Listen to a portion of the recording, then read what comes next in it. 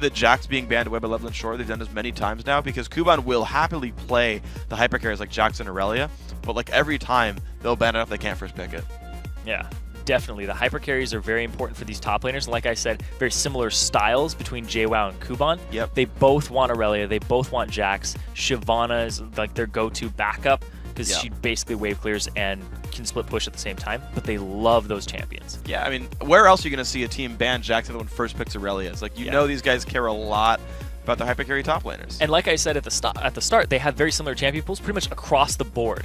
So the Lee Sin is a very highly contested champion between Morden and Kikis. It's their most played. So you basically get double effectiveness when that champion isn't banned because you know you want to first pick it. You know you want that for your own team, and you take it away from the other guy. Yeah.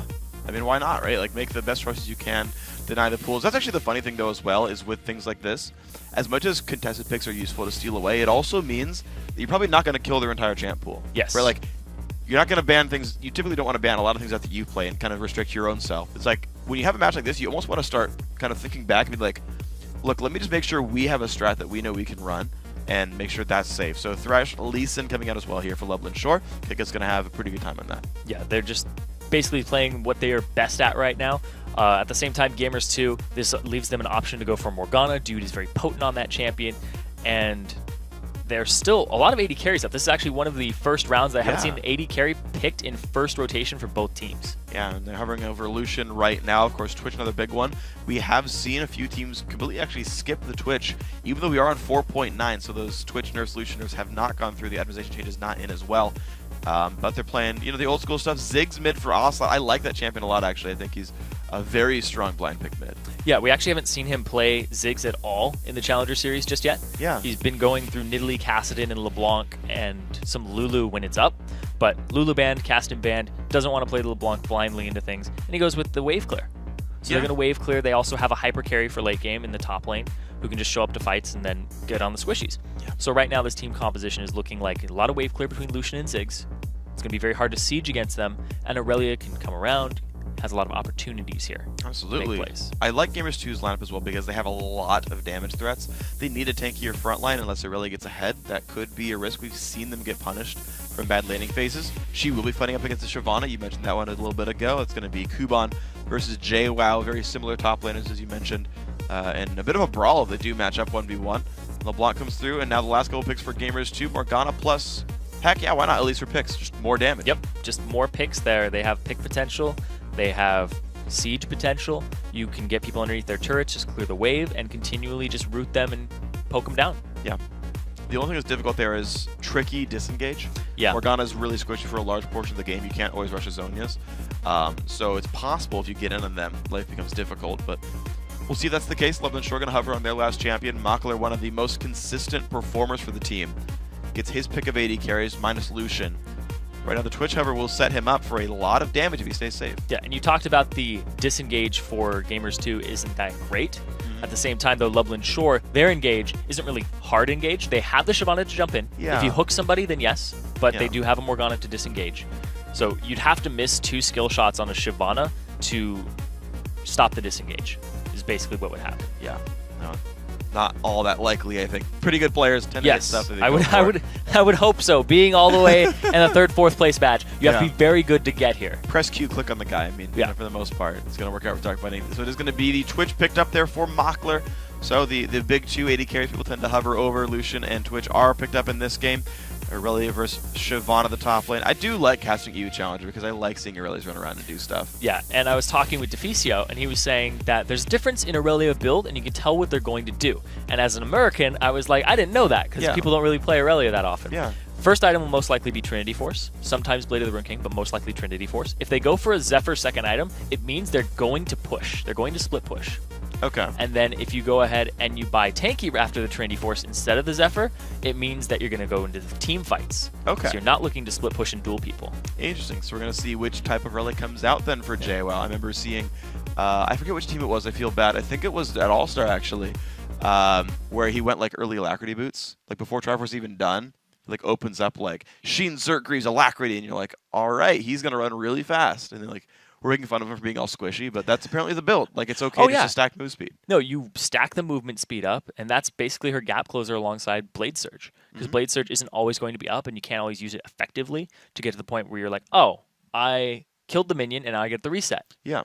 So running straight at the person and not having to use it is your best tool. Yeah. Because you have so much tenacity naturally is the big thing. Yeah, and that's the nice thing. You don't have to like rush the Merc right away or anything like that. I do like one of the cool things about Aurelia is even though you max your Q last, so it's only like 20 base damage plus your your total AD. All the games you have to learn around how much damage does it actually deal, right? Because Sheen or Triforce or Phage or your hit 10 style being active or warming up the minions with your ultimate, like there's so many fun mechanical tricks with Aurelia to watch out for. And Aurelia Masters make it look easy.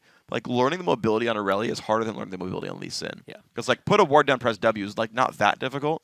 But all the Aurelia games are like crazy. All right, so now after the Aurelia lesson here, I want to touch back on the bottom lane because it's going to be Lucian Morgana versus Twitch and Thresh. Yeah. Twitch, not highly mobile. Thresh is going to be able to keep him safe. And we're going to see how these bot lanes match up against each other because there is a big advantage here for Morgana Lucian in the early game. Yeah, true. That is a really, really strong lane overall. I mean, Lucian is picked up for his lane building, and his mid game still transitions very well. He even has late game builds if you need them. And here's the thing, though, is Mockler and Libic actually performed better previously against their high caliber opponents that are in the finals. It's true. Especially in comparison to Yuki and Dude.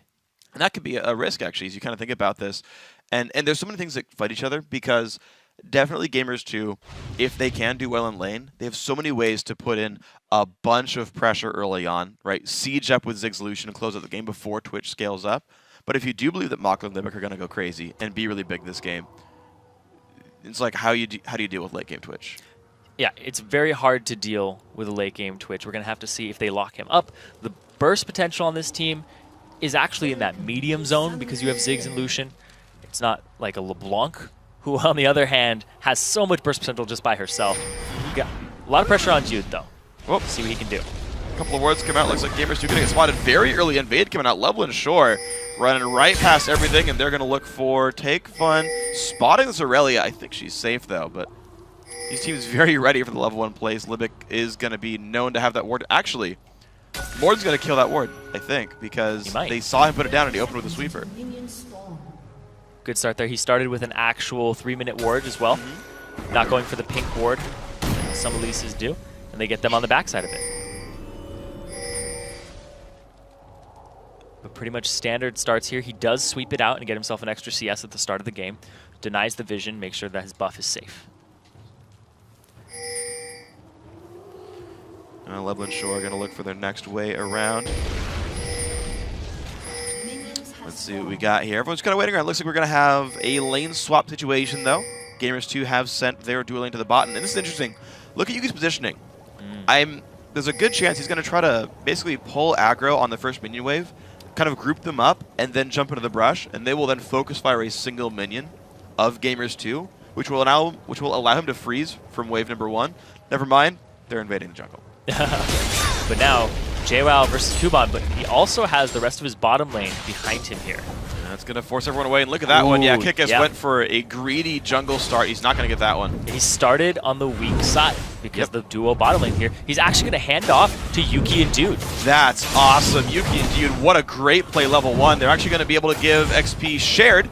Okay, so no level rush to these guys, but it is going to be the one, basically half a level leaves those guys. Kickus gonna aggro up and go for this one. We're gonna stay safe. There we go. Lublin Shore.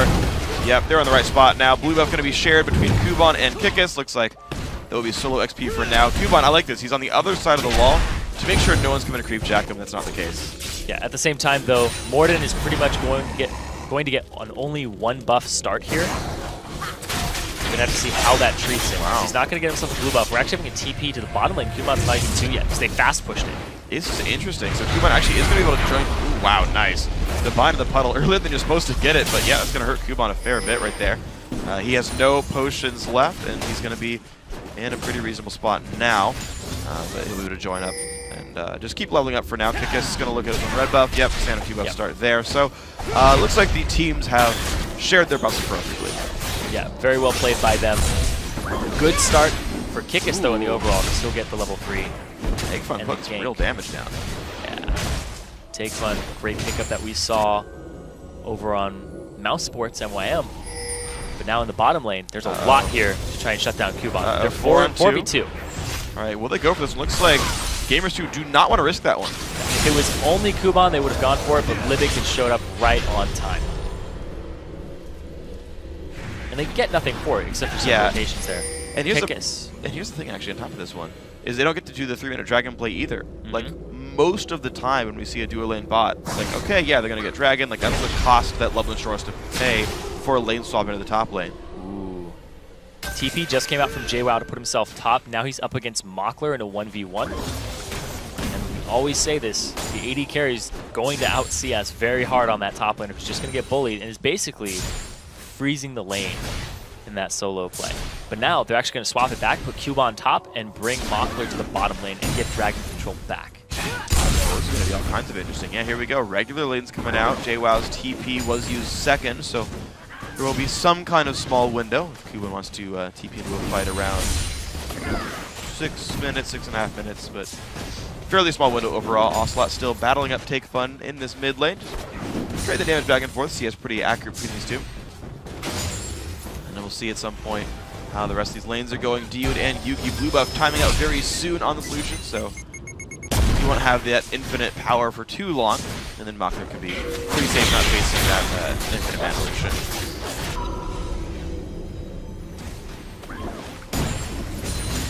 Just standard wave clear coming out here. I'm glad we're seeing the 2-on-2 in the bottom lane though, because this matchup is something that we think will dictate the game, unless one of the other lanes something just goes drastically wrong. Because I want to see these two match up. Kick is making a visit top, but there's a ward there. It's going to see him. All right. JWoww is a little far forward though, so he tries to force it. Yeah, walks right on back. Now here's the difficult thing though with a ward like that, is he has no way of knowing if he gets back yet. He can guess the 8-second recall. He can try that. And he's actually even got like more than a round to counter. But like JWoww cannot know if it's unsafe or not. He actually would. He would have to give up CS, but Kuban's pushing anyway, so he actually won't miss anything regardless. So no, he's going to land that binding. He's going to keep him safe. Mockler, big damage. Already used Summoner Heal as well when the Lantern gets him out, but that is some very nice damage dealt there. Yeah, it's that advantage of Lucian and Morgana that Dude and Yuki are pushing in the early game now over Libic and Mockler. But can Mockler get to that point where Twitch is just unstoppable? Because he's doing pretty well just safe farming right now. Haven't given up any kills. True. But also keep in mind the gold difference actually is pretty reasonable for the fact that no objectives have been taken whatsoever, and yet Gamers2 are still out farming by 300 to 400 gold. Kikis has gotten his recall back. Yes, he's got his double longsword. He's obviously doing pretty well to start this game out, but you pick Lee Sin for especially the early game, the very, very early game. You know, you cash in on longswords, deal some more damage. Morden, though, going to face check under this brush. Kikis already runs away. Of course, that was a very good defensive ward he'd put down. And Morden, realizing that that must have been avoided because of how he ran back. Nice play. It's a good play. Yeah, it's a really good play there. To know that. To notice that style. Yeah. Now on the same vein of that. Ooh. That Very close, but here comes Kikis. Well, he's going to jump to the side, flashes the wall. All right. Flash lost, but he had to do it at that point. Well done by Kikis to show up, and everyone made the right play there. Yeah. Didn't even get wraiths, but makes the right route out of the jungle and gets a flash for it. Okay, so -1 flash down to the bottom lane. Doesn't really mean anything more than maybe 5 gold. If you want to count yesterday's conversation topics. Take Fun. Starts to put the damage down into Ocelot. He has recalled once, still has potions, has the mana or magic resist as well. They're staying pretty close to equal there. A couple of wards still coming out. You're seeing these guys invest pretty heavily in getting ward control across the mid lane. Like, look how hard it's going to be for Kikis to actually gank when he can't get it on the left or right side in almost any way. And a big thing here, too, is Yuki just backed. He got himself a BF sword, and now he's in that bottom lane up against Mockler, who hasn't backed yet. Oh, if they land a binding, he's done for. This could be really risky. Low health bar, nice knock back to you. Not going to land much of anything else. JWoww putting some, taking some damage. Will not dodge the Q. Big damage from Lee Sin. He's got to be real careful now. 300 health Aurelia. Wow, it's very close. Now they're going to force Mockler and Libic back in the bottom lane and continue to CS damage. So the good thing about Twitch is you don't go BF sword. So opening double doors and having to recall early doesn't hurt him that badly. But now, wow, Morden, huge damage from Kikis. He's going to stay on this when the slow's there. The Q's up in about 2 seconds right here. Spiderlink's not in range. He lands the Q, goes in. No, the Summoner Heal from Ocelot. And they turn it back and down. He goes. Take Fun goes in, gets the Ignite down. They trade the kill back. Wow. Yeah, overall, just very good play there from both sides. They do bait it and get the first blood advantage, though, for Gamers2. End up using the heal there from Ocelot. Very well played by him. Give up the jungler, but he didn't have any buffs on him either. Yeah, so Ocelot basically sits here with a small gold lead over his opponents because of CS. His assist, the first one was worth 100 gold last the out from his opponent, but hey, overall good stuff. Makler takes a fair bit of damage. Libic tanks for his friend. True support, he'll just get cold for him. Yuki's doing a really good job of pushing the early game Lucian advantage here. You can see he's got 22 CS over Twitch. Makler just trying to CS underneath this wave. Basically saying, you know, I'm okay. You have this advantage because you're Lucian, and I'm underneath my turret. I just have to farm and try and scale into the late game. He got the boots, too. Try and dodge more bindings.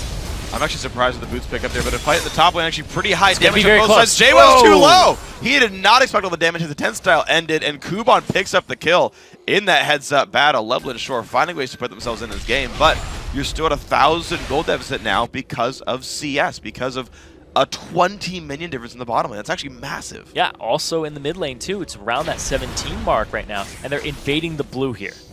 Okay, Kif's looking to kind of mess with Morden right here, and Morden saying, Ooh, they've pulled Dude up here, too. Ooh, interesting. So small numbers lead to Libic still looking to come down. Q on the Dude, of course, that brush is warded. Take Ocelot. fun. Ocelot, what?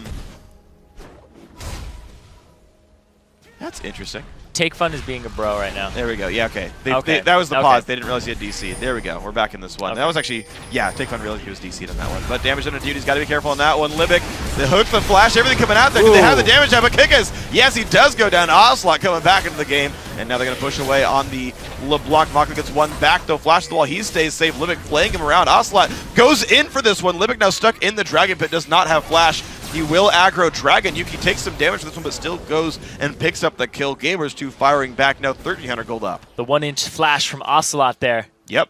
Gets himself right around the corner. But at the same time, I gotta say, though, that was really, really nice by Take Fun. Yeah. Definitely unfortunate DC. I mean, Ocelot did take damage for it. Yeah, he did take damage for it, but he didn't die that fight, and he ended up getting 100% kill participation for himself. Yeah. And used Mega Inferno Bomb for a kill. So Take Fun actually being very respectable in that regard, and I appreciate that. Yep. 2-1 that fight for Gamers2. JWoww having a bit of a harder time here against Kuban. He first picked Aurelia, blind picked it. Is winning in CS, to be fair. Also, the Sheen Rush seems to be the standard item choice for Aurelia, at least in EU. But did give it the 1v1 kill. And Kuban, right, when you play much Aurelia yourself, of course, you know the matchups, and Kuban played it excellently. Yeah. Aurelia's power spikes are all around these very expensive items. So her early game levels aren't that great. When she hits level 9, she gets a power spike with max to 10 style. But it's all around that Trinity Force and then what you buy after it. There's every item you complete. But of course, the Trinity Force power spike is very far down the line. It's far down the line, too. Yeah, sure it is. I mean, you're barely a third of the way there with Sheen and a longsword. So you got to keep all of that in mind. Did actually invest in boots, by the way. Could have, picked up other combat stats, but did go this direction. Now Dragon being started by Gamers2. Lublin Shore's around, but they won't be there in time. That is Dragon picked up, making it a 2,000 gold lead, and G2 actually are allowed to walk right out. Yeah, they get that Dragon for themselves. 2,000 gold lead for Gamers2. And also the boots being bought on JWoww was pretty much a reactionary buy to Kuban having boots on himself and being Shyvana, because he just got chased down last time. So in order to prevent a little bit of that, go for the boots. That's going to be good stuff there. You're going to see now what else Gamers2 can do with their 2,000 gold lead. No one's gone back to buy super recently. Well, now I guess looks like Elise has plenty of items for himself. No wards up here for JWoww. So Kickus, he has his kick available. Flash up for JWoww. Starts walking backwards, level 9. Their kick goes in. Nicely done right there. Now he's going to jump back to the person. There's the flash, but the damage still comes through. Kuban, the Dragon Form, picks up a second kill. Top lane at this point. It's pretty much over. Kickus played that perfectly as well. Ward hopping in there with the safeguard, kicking him backwards, and then landing the Sonic Wave, waiting for the flash to resonating strike, and then use Cripple. Yep. Oh, man. Now the culling. Now Libic is not going to like this one very much. Damage comes out. Yuki picks up another kill. Looks like Gamers2 actually crushing the bot lane. They're getting vengeance for the semifinal match. Very well done by Yuki and Dude. Oh, yeah. They're crushing it in that bottom lane right now. I wouldn't be surprised to see a Lucian pick or ban next game by Lublin Shore, because they are having a very hard time dealing with it in the bottom lane right now. Yeah, they've really got to respect that. And that was, I mean, that was Gamers2's second champion pick. They were like, okay, look, we really want the Aurelia, and that one's actually kind of backfiring. But the second thing they went for was Lucian, and yes, it has paid off magically for them. Libic's Thresh, unfortunately, 0-2 in this game. Hasn't found his way in. Lublin Shore do get a blue buff steal, though, thanks to their sort of control over the top side of the map. You're seeing JWoww not able to do much of anything for the team. Pink ward starting to be placed down in the various brushes as well. Now Morden, he doesn't know he's been spotted. There we go, damage, jumps up in the air. For him to jump to. Bind comes out though. Morden gonna put damage on the kick as there's the bomb as well. Lublin Shore, the flashes come over, the kick over the wall. Wow! And Morden, the summoner heal comes out in time, just back to another binding actually. But he's gonna be going down. Huge ping comes across. Ocelot claims the kill. And I believe he might have gotten his own blue buff back for that. Ocelot's heal has been used on his teammates more than himself. Yep. Every time he's used it so far has been to save somebody and pick up a kill because he baits somebody too far in. He's just playing this matchup very, very well and using that summoner spell to the full potential. Oh yeah, masterfully played. The fact that he hasn't been pressured in the mid lane, he hasn't had to use it on himself. Take Fun's been unable to push him down, so I gotta say, you know, great job to Ocelot and great job to Yuki and Dio. Those are the points I'm seeing really push this game forward. Excellent by these guys. 5-4 in the game plus a turret. This was just beautiful. Morden goes up. Dude ends up getting kicked as he takes a ton of damage from the Mega's Inferno Bomb. But right here, Morden flashes over. He gets kicked back as he eats the dissonance damage, and it just baits him in, and he gets healed and goes back to his original spot, where Dude is already waiting for him. And the great collapse there, because they got the bottom turret, and now the bottom lane saying, all right, Mockler's going to freeze. We're going to go get towers. They go get mid. Now they're going top. This is great. Now Kuban's under fire. He's got nowhere to go. Can he get the massive outplay? I doubt it, but hey, there's low enough health bars. There's the burst coming out. Yuki looking to claim the kill on this one. Dashes into the brush. Yeah, he's going down. It's going to take a while, but he's going down. JWoww couldn't steal it in time. No assist either, actually. That's actually missed out. Basically, gold missed out on. But the big thing here is that Dude and Yuki just got opened up. They got the bottom turret by themselves for the most part. Morden came down there for some moral support. The kill had already taken place. But then they went mid, got a turret after that, and now they're going top, and they want this last one. Aggro on for Dio. Nice spell shoot, but here comes Kickus. Kick R. Yeah, that's going to be great damage coming out. Kickus stays safe. Now the duel against Yuki, but he's got to be real careful on this one. Still going to go for the damage, though. Yuki out of mana, but he's got damage. Kickus won it from dead. The ward comes out, the flash. He couldn't reach him. Wow, look at that. Gets away just barely. And now here comes the rest of Lublin Shore. They're looking for Yuki. Damage comes out, flashes damage. Yes, indeed. But here comes JWoww. All right, JWoww, what you got? A Sheen and a Phage. It's going to be a slow one to take Fun. Damage comes out. There's the root. He's trying to dodge everything he can, but he can't do it in time. Ocelot picks up the kill. 8-6 now, Gamers2. I like the focus on the turrets that are up on the outer right now, and that's the goal here for Gamers2. Then they'll start getting the vision all throughout the jungle. But meanwhile, Mockler's been farming bottom, and he's really close in CS to Yuki now.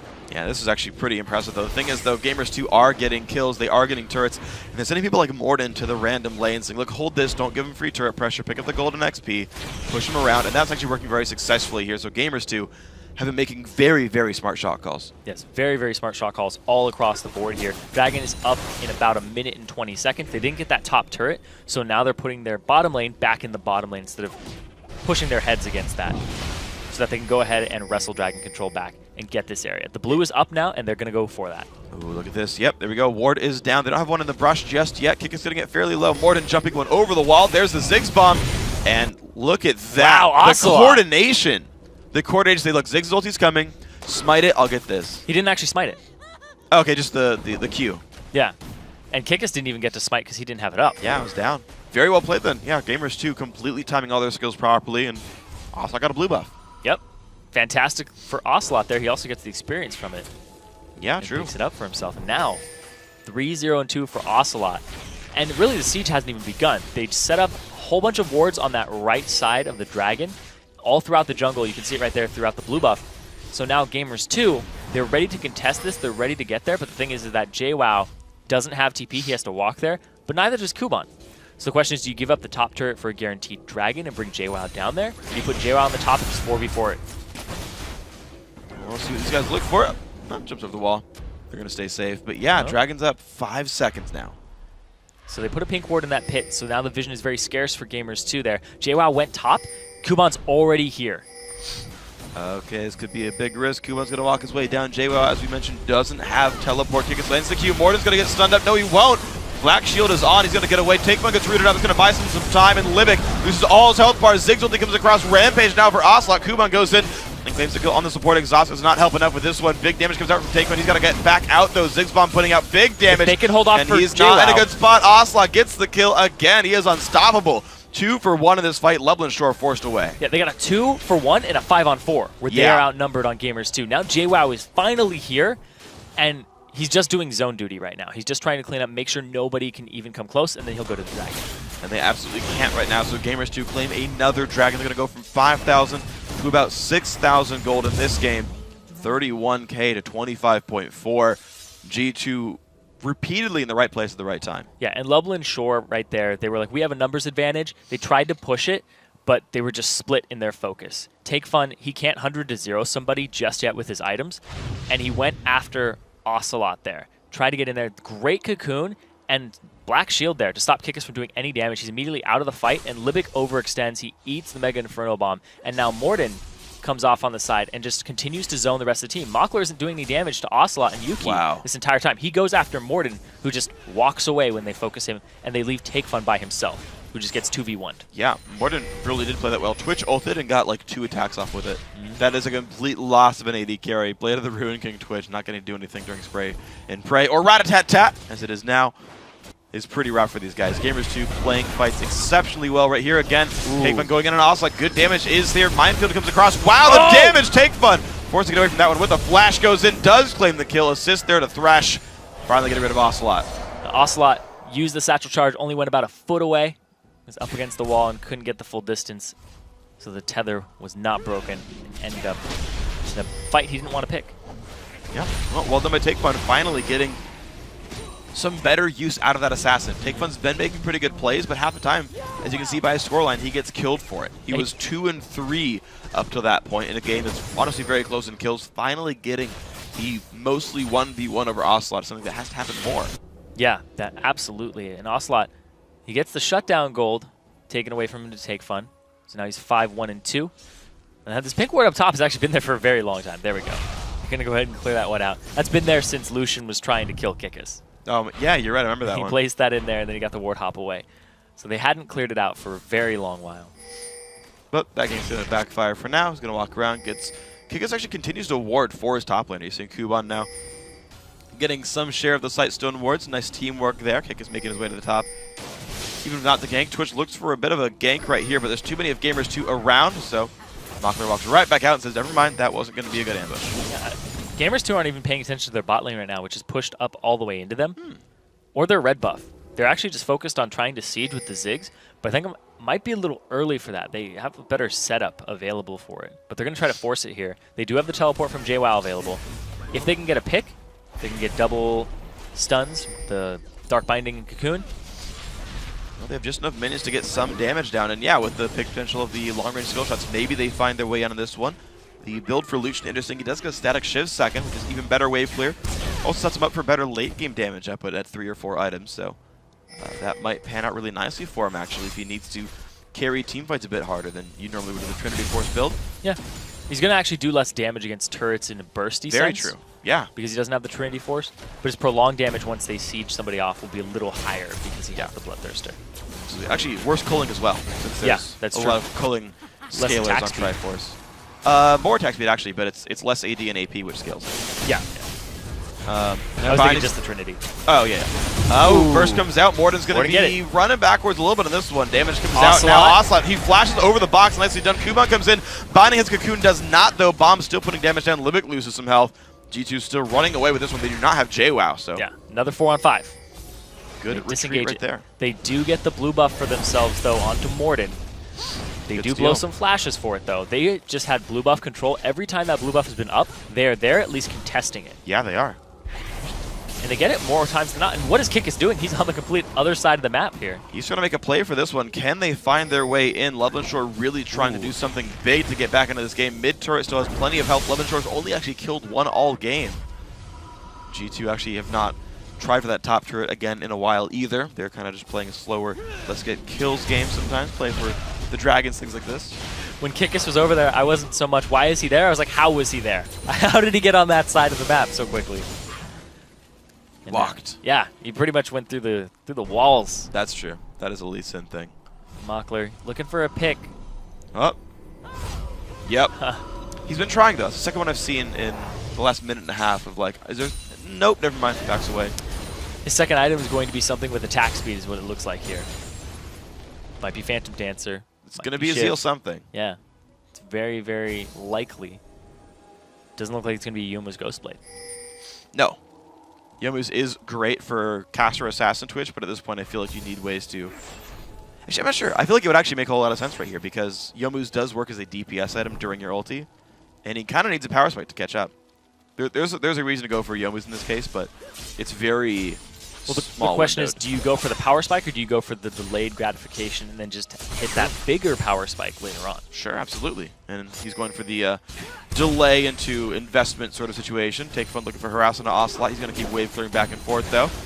Minions just dying at the whim of the players. Okay, really good here. 40 seconds, 30 seconds on Dragon. JWoww backs right now just to buy some items for himself. He has the Trinity Forest completed. He's had it for a while. He buys himself some magic resistance and a pickaxe. And okay. He's going to go ahead and go top. He has his teleport available. Kuban does not. Interesting. Yeah, that's going to be important for them. JWoww not that durable, but he's going to lose top lane turret starting on Zephyr as well as Banshee's Veil. It's going to be a bit of a split in priorities, but we'll see what he ends up getting out of this fight. Of course, Take Fun could have one-shot him without the cowl, so that makes sense. There is ward advantage right now, though, in Dragon Pit for Lublin Shore, and they are there first. Oh yeah, they're sending Kuban down right now. They don't need to use TP if you get there with your feet. Ward's coming out across. Gamers2 are going to sweep this ward away, though. They're still on top of a few. They haven't swept everything out. These wards very easy to kill. I'm surprised they're even trying for these. Morden loses a third of his health. Take Fun now ulti on cooldown for 20 more seconds. Q comes out. Just some more harass. And JWoww's actually gotten to mid. He's actually pushing the wave up. He's going to require action from Lublin Shore. Yeah. They're putting a timer on this dragon and saying, you have to start it up. And if they start it up, they're going to get poked inside the pit by Ziggs. Or they get pushed in. And now, look at this. JWoww, he's actually in a position to try and duel. Wow. He gets the flash because he waited for the distortion for wave clear.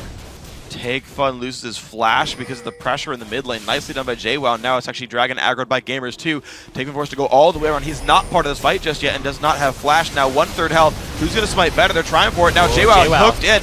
Does not have much durability. Colin comes across, doesn't find too much smite. Nicely done by Morden. Claims the Dragon. Now G2. Will they walk away? Looks like yes. Morden's had really good smites all game, whether it's a blue buff or a dragon. And that's the third dragon of the game, going over to Gamers2. Oh, wow. Take Fun losing all of his health. Yuki picks up the kill, but it's a team effort. 3 assists on that one. Nicely done right here. Black Shield as well, helping to save Morden. And now the mid lane being pressured by G2. They keep finding these picks, and now up almost 4,000 gold. Actually, almost 6,000 gold. They can push mid.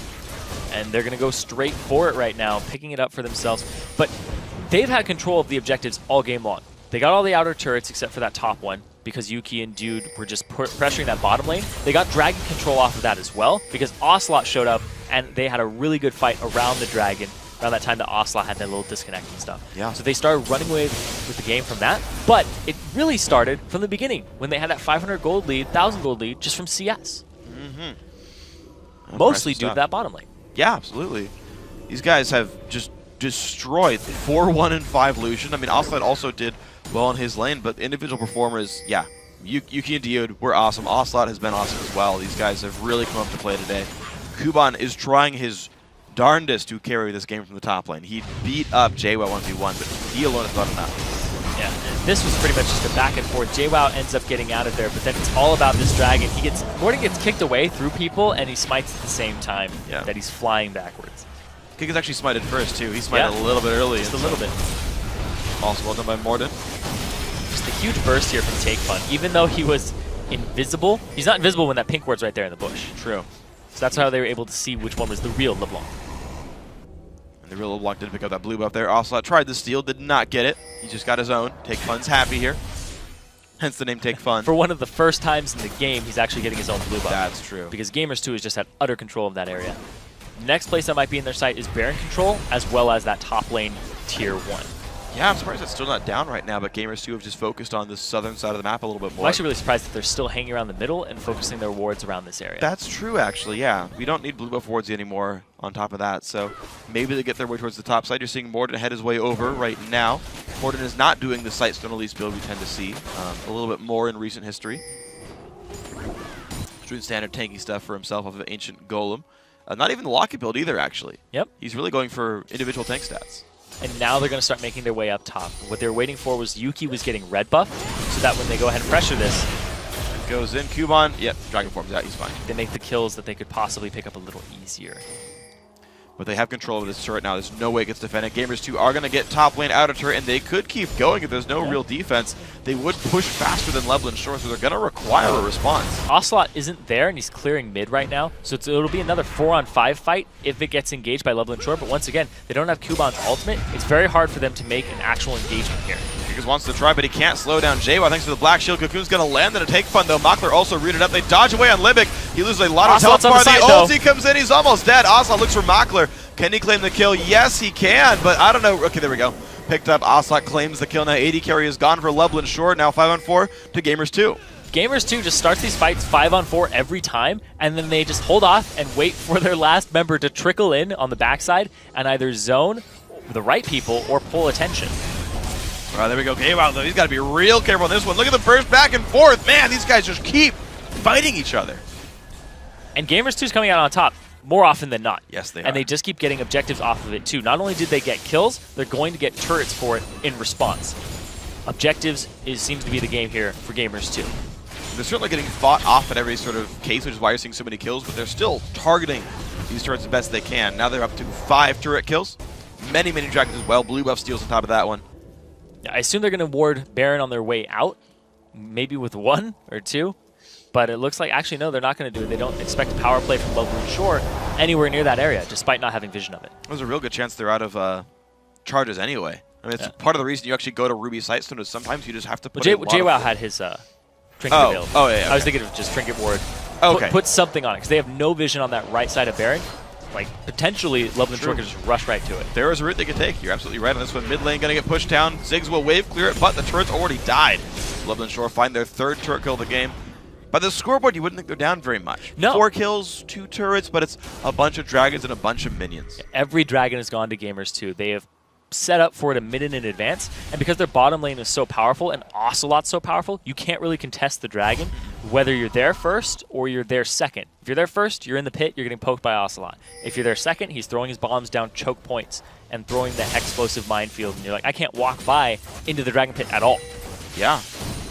It's a big risk for everyone. Really good zoning tools here from Ocelot and all of Gamers2. Yes, absolutely. These guys have been playing so well as a group. They've really come to show up today, I gotta say. They look very sharp as a group. Gamers2 now 40 seconds on Dragon, and like clockwork, they're there about a minute early. The pink ward down in the pit, the upgraded sweeper being used by Dude.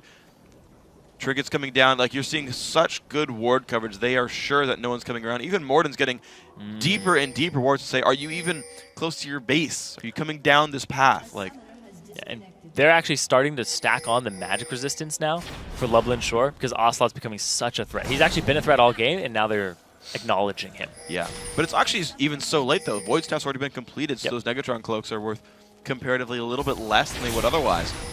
Morden continues to sweep out wards. Good insight to see where these wards are coming in from. 2 seconds till Dragon. JWoww has teleport. Yep. Dragon's going to be an easy grab. Back up right now. The pink ward is on it. And Lublin Shore just aren't in position to do it. And they're down about 9,000 gold. It's going to be more than 10 after this Dragon is done. And Gamers2 just playing it very methodically, very safe, because they had that early game advantage off of early game bullies, and just a champion select lane advantage in the bottom lane. And they played it really well. They did. Played absolutely phenomenally. And Dude hit so many good bindings. That's really the one thing to talk about. Is he set those up. Those aren't kills you just get for free. Ooh, nice steal there. Yuki gets the big blue Wraith. So now, 10,000 gold up. Gamers2 has to be looking at, like, they have to know they're ahead by quite a bit there because they know they've never lost a Dragon in this game, if we're remembering correctly here. So the test now is how do you close it out? Because we've seen games get turned around by, like, just individual mistakes, like really bad base trades, things like that. You want to close the games out to make sure nothing bad happens to you here. So Gamers2, your test now is you're against a team who are largely not throwing away kills, not getting too badly out of position. How do you close against these guys with a Twitch that will keep scaling?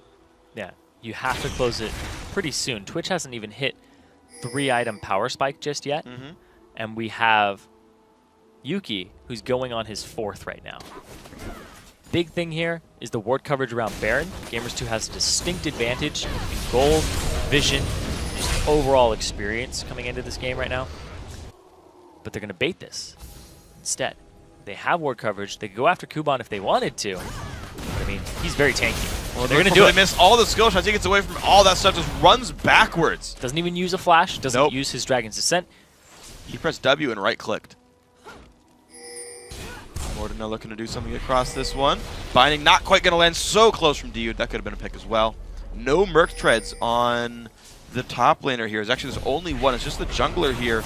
Now Take Fun is in that's the a lot of wrong damage. spot. The binding. Cocoon hits as well, and the burst comes out. JWoww claims it with the ulti. Now a 5-on-4, and look at this. Morden is going to find Kikis. Will they force the flash? He's going to walk around the walls. Morden lands the Cocoon. Yuki's going to come in as well. Good damage coming out there. Flashing over the wall is Kikis, but now that gives away some control over Baron.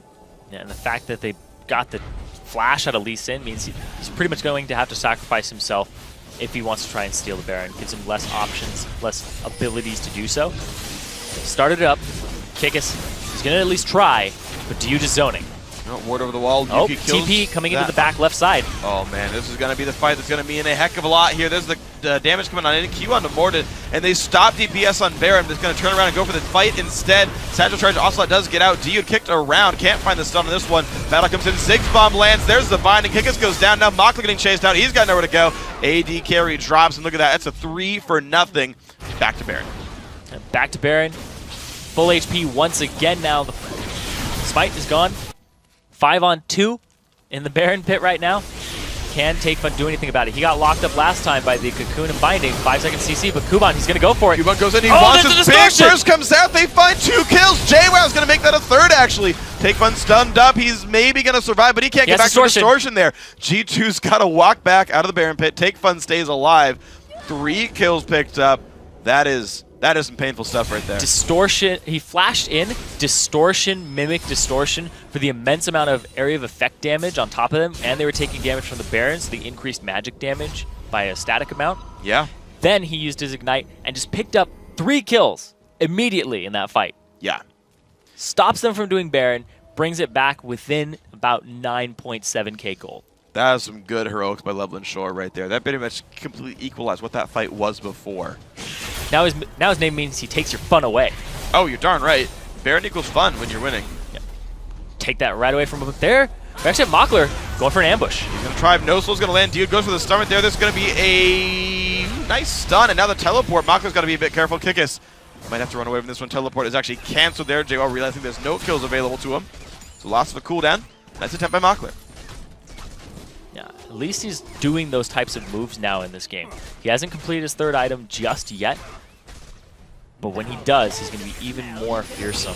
He might be able to pull off an assassination like that. Granted, that was against the support. Sometimes we see a Twitch get so far ahead that the support, the AD carry, even the top laner doesn't stand a chance in an assassination. Here, very underpowered Twitch currently.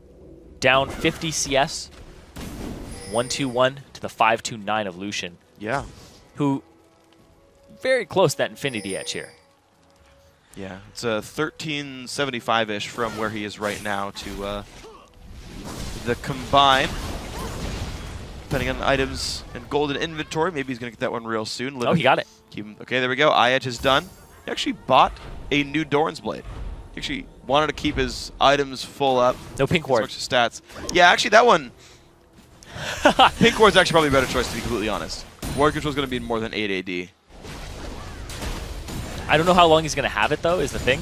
Because you could buy Pink Ward and Red Pot for the cost of a Doran's Blade for the most part. True. And it might be a little more effective, but we'll have to see what he does with that and how long he sticks with it. Yeah, I agree with you. Pink Ward, Red Pot is actually a great idea. Yuki, however, going to scumbag his team, go for the selfish stats. Whew. But yeah, now the siege has basically begun. The 30 seconds on Dragon here coming into a huge power spike for Yuki, having the Infinity Edge on top of the Static Shiv. He has all of his damage items completed. He could go for a defensive one next, which I assume he will do as his last item. But now we see Mockler. He's still on 2. 2 to the 4. Oh man, that is rough. He's got it close to Last Whisper, but like he can't get through JWoww until that item is done. Exactly. So it's like a 30% damage bump when he gets it. Despite the fact that Kuban's done so well, Yuki has so many items in his inventory, he can shred through Kuban right now. Ooh, there's going to be a flanker looking for this one. Speaking of Kuban, he wants to get in from behind anyway and try to make it happen. They don't have Twitch just yet. He's going to back off, put some wards down as he leaves. So Blue's up, Dragon's up. Gamers2 are going to try to take those before they end up getting the Dragon. I like that. It does clean So obviously it steals objectives away from the opponents, but also if you do lose the fight, then there's no dragon attack, nothing to really grab for the other team. But looks like with the posturing going towards Baron, they've got to respect that. Gamers2 cannot dragon. So Lublin Shore, even just by moving west, is going to prevent the dragon here. Good play. Going to go ahead and set up the vision control too, and that's going to make Gamers2 run around, make Dude use some of his time to reward, use some of his wards there too. And now they're going for a pick. Oh, not going to land. JY had Banshees anyway. Dude, Black Shield early. It stops all the damage from Take Fun's Q as well, so nothing earned so far. Gamers2 pushing in towards the mid lane. As long as they're in the right position, they should be able to take a lot of damage on this turret. Yuki and Ocelot are now trying. They're losing a lot of health. Lublin Shore. Flank from the side from Kuban, though. They're going to try, but the turret goes down. Can they get Libic now very, very low on health? Inhibitor's going to go down, and LBS just still not trying to get in. Libic's going to be going down. He flashes, and he dies anyway. The Tormented Soil from Dude claiming the last hits now, so 5v4. Gamers2 still trying to wrest control over the map. Going to be the dodge away on the Cocoon. They have another minion wave now. JWoww there as well. This turret will be taking a lot of damage there. Kuban's trying to come in from the side. He's been trying to do this all game long. What is it going to reward him with? Well, he's going to try for a one-man to the 5v4. Makler's in this fight. There's the ult. He kicks. What can he get? He kicks actually Yuki back in. Damage on a Dude. Kuban actually not going to go down. They find the kill. And he flashes out 2 for 1 overall, but no AD carry is a big deal. Yeah, and the kick backwards was really good there. It got Yuki, the highest damage threat on the team, out of the way, and Ocelot wasn't hitting his skill shots for the remainder of that fight. So his damage, his DPS was effectively 0. All right, look at so JWoww trying to go and can't quite find enough damage, pushing Lublin Shore back though, but it means they lose a lot of health. They will get the top turret for it, and they go back. And actually, Morden wants Makler. He flashes back. The damage comes in. There's the retreat away from Morden. Can he stay away though? Kuban is around the flash in. Take Fun finds one, does not get the chain down, though he's still going to try for Ocelot, though. Can he get the rest in? Dashes in, yes he can. JWoww shows back up, finds a kill, and now he's got to run away from Kuban, though. Random Omen puts the slow down. Makler still chasing, though. Morden only puts so much damage down, puts the burst in. Oh, he's going to try. He's waiting for the cooldown. Oh! Too far away. Yeah, that was going to be a kill picked up. Nicely done, Makler, to claim that one. Lublin Shore now within 13,000 gold. JWoww trying to get away. He can't do it. Libic putting the damage down, claims the kill. Lublin Shore win a fight, actually. If you count Yuki from a while ago, that's an ace. Yeah, that's true. That's true. It's an unofficial ace. 5 for 2 overall. Yeah, and they have to go back to their base right now, though, because they're going to lose that turret in the mid lane. So it's 3 turrets and an inhibitor for a 5 for 2. For what that's worth, that's still better for Gamers2. They're getting more out of this, despite the respawn timers. But Baron is being started up by Lublin Shore because there's such long respawn timers here for Gamers2. Yuki's going to be there, but what can he do to all these members? He's just shredding Makler and Libic, This is risky for Makler. He's like 1 hit from dead right now. He's got to get out. But that's all who's in there. Oh, he's going aggressive. He's trying. He finds one. Now on the kick is the kick back to keep him away. But now, that was just a great play by Yuki. He wants to start it, but at the same time, he doesn't have a smite anywhere close or a tank. But now, Dude coming in, he actually disables the ward.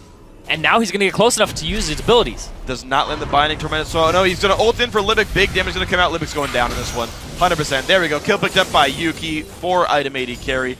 Yeah, it's going to go quite well for them. So Gamers2 just keep finding ways to fire back. Up 6 kills again. Up 13,000 gold as well. This could be game soon. Dude played that so well because he disabled the ward and didn't attack it. He walked straight by it, so it won't reveal him. Yeah.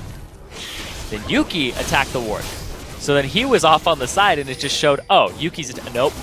There's a Morgana right next to you. Yep. Speaking of warding, there aren't any around the Baron pit anymore for Lublin Shore. Gamers2 are going to pick this up for themselves. They have super minions down the middle, Baron buff on themselves, and a 14k gold lead. They just have all the cards right now. And you can see JWoww, he went for the Zephyr after he went a little bit tanky. So now not only can he duel people, but he's a fantastic team fighter as well. He absolutely is. There's a lot of power on pretty much everybody now on G2. You're seeing the tank builds really coming out. Frozen Heart looks like it's the next item to be picked up there for Morden as well. So he's going to add a lot of team fight utility. He's going to hurt Makler pretty bad with that one. There's the cooling. Put the damage down. Why the heck not? Fancy footwork for Yuki. They'll also give him the cooldown reduction he needs for the max CDR. True. Because he's not going lock-in. He's at 35 right now in items, so Morden, typically you actually often run 5% CDR from Masteries. Some have run it from runes as well. So yeah, he's in a good spot. Dude, level 15. Banshee's Veil on him. Has gone for the more defensive type of build. I've seen some guy rush Locket. Not going to be the case for Dude. That's fine. He's doing well. 2, 4, and 13. A great score. Inhibitor is respawning, though, so Gamers2 don't have any extra aids in the map aside from this Baron buff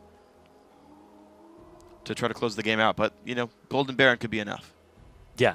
They definitely have a lot of cards in their hand that they can play, and Lublin Shore have to play a little reactionary right now. and wait for a misstep, or try to force something onto Yuki, get him out of the fight as fast as possible. They did it before with Kickus and a kickback, but now these Banshee's Veils are going to put a huge damper on that. So they're going to get with this one. Just to put it in perspective, Yuki is full build. Yep. He's not going to get any stronger than this. Mockler, 3 items.